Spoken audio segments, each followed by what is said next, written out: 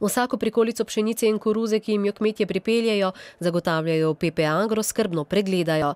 Doslej so ob nakupu surovin domačega izvora preverjali predvsem vlažnost. Se je po monitoringu izvajal test na aflatoksine redkeje.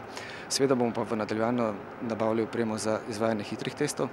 Plesen in nato rakotvoren aflatoksin, ki se pojavljata predvsem pri skladiščenju vlažnih surovin, je sicer pogost pojav v sredozemskih vlažnih in vročih podnebjih. Ker so že dalj časa opažali porast enega in drugega, so se že pred 4 leti odločili za €1 milijon vredno posodobitev opreme.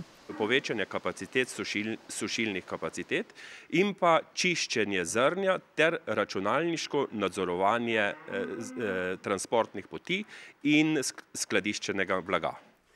Da škodljive snovi ne presežejo dovoljenih vrednosti, skrbno preverijo tudi pri končnih izdelkih. Tako naj bi bilo danes, a kmetje se spominjajo, da je bilo še nedavno v krmi mogoče najti marsikaj. 20 let nazaj približno je šel, je kupil koruzo, oče je pač šel iz gole radovednosti, stopil na prikolico, pogledal koruzo, opazil, da ima koruza von poplesne. Vemo pa vsi, da potem tista koruza, ki je bila vsipana na rešeto, se je potegnila verjetno v bunker in se je z tistega naredilo krmilo. In tisto krmilo potem kmetje normalno, da kupimo nazaj.